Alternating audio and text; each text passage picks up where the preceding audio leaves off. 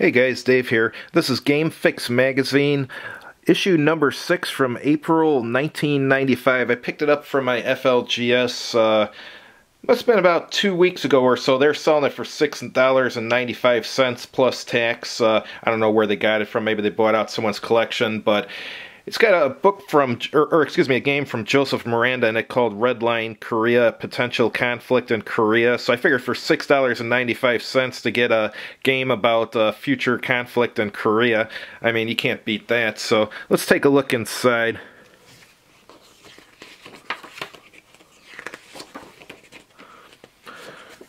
Alright. Starts with an introduction and goes to the sequence of play. Sequence of play is always what we're the most interested in.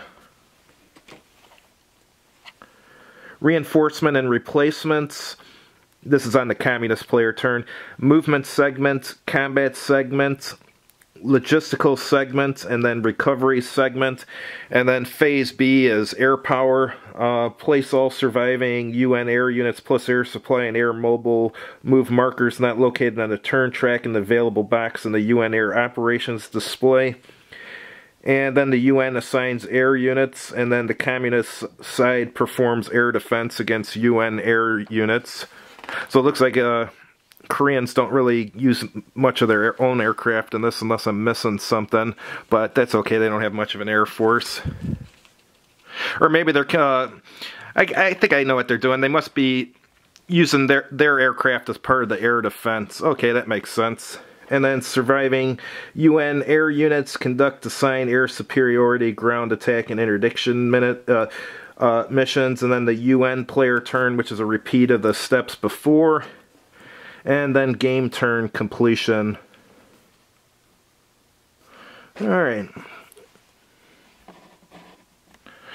So it's going over reinforcements and replacements. Movement, stacking, always good to know. Zones of control. And then it's going over air mobile movement, amphibious movement, and combat. And then here's some scenario options, UN options, communist options, and here's the map.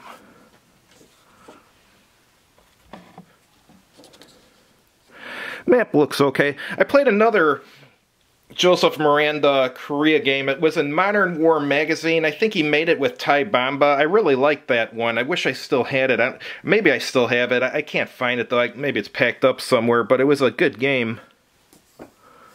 So it's got some charts on here and stuff. Air superiority, air interdiction.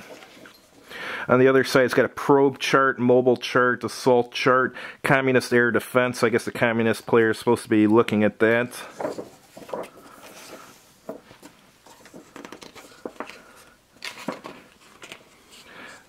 Then it's got Ancients map. I think that might have been in the issue 1 of this magazine. They had some of those rules for that Ancients game.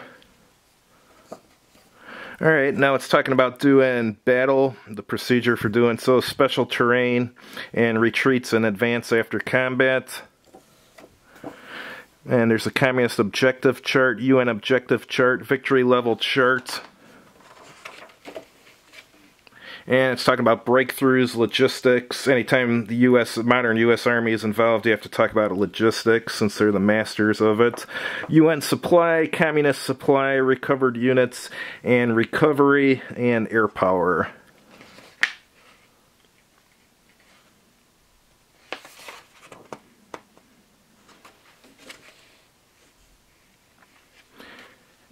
And UN mission assignment, communist air defense, performing missions and concluding air operations. Alright, here's victory. That's the part, another thing we want to see. Let me zoom in on that.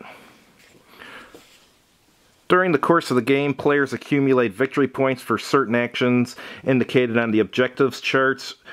Record the running total on paper. At the end of the game, players check to see whether they have attained certain objectives that give them more victory points. The side with the highest total number of victory points wins the game.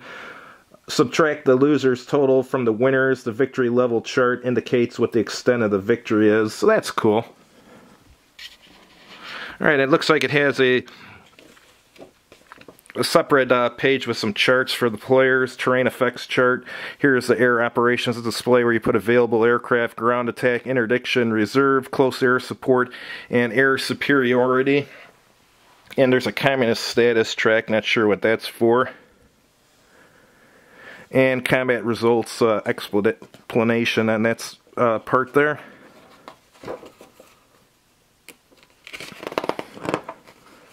And then it looks like there's some designer notes. So this looks kind of interesting. Let's go over the counters. The counters are pretty simple, but I'm not complaining because the later version of this magazine, I think it was called Competitive Edge. I think most of the counters in that magazine were the ones where you had to cut out. So these are die cut, so I'm happy that they're die cut. The symbols on them are very simple. Just standard military symbols, pretty much. So anyhow, this looks interesting. I'm always looking to play a future Korean War game, and for $6.95, I think I'm going to be happy with it. Thanks for watching. I hope you liked the video, and have a good evening.